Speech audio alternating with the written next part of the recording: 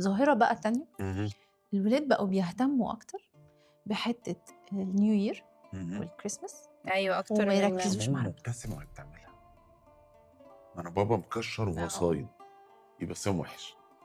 ماما بتبقى ضحكتها كده وبابا ضحكته كده في المناسبات التانية، أوكي، يبقى أنا ذكرياتي هنا وِحشة، مش إحنا اللي وصّلنا لهم عملوا الصورة. رابط يعني، عملوا رابط. فبالنسبة لهم كده خلاص. أنتِ دلوقتي لو رُحتِ تخلّصي ورق في الحكومة، تلاقي الموظف نايم وبيتخانق معاكِ، رمضان بيوقّف الشغل، فأنا بالنسبة لي رمضان بيوقّف شغل، أيوه، مش شهر عبادة. أيوه في في سلوكيات حد للأسف قال عندنا. إحنا لازم ناخد رمضان أجازة، ليه يا أجازة جماعة؟ أيوه، أيوه، الناس كانت بتحارب وبتنتصر في رمضان على فكرة وغزوات وحروب في رمضان، وإحنا عايزين أيوه. ناخد أجازة. وأنت لو عندك ثانوية عامة لمّا كانوا بيمتحنوا في فترة من الفترات في رمضان، عادي كان بيمتحن في رمضان أيوه، وبيصحى وفي بعد أهالي كده. كانت تقول لك خلّي الولاد يفطروا عشان عندهم امتحان، إيه يا جماعة يفطروا عشان إيه آه، يعني آه، ليه آه. يفطروا عشان عندهم امتحان ليه؟ وفكرة إن إحنا ولادنا يكبروا وهُم لسه ما اتعلموش يعني إيه صيام، يعني ممكن تقابل حد ابنه مثلًا عنده 10، 15 سنة ويقول لك أصل هو بيتعب، أصل هاصوّمه لحد الضهر، أصل هاخلّيه يصوم لحد العصر.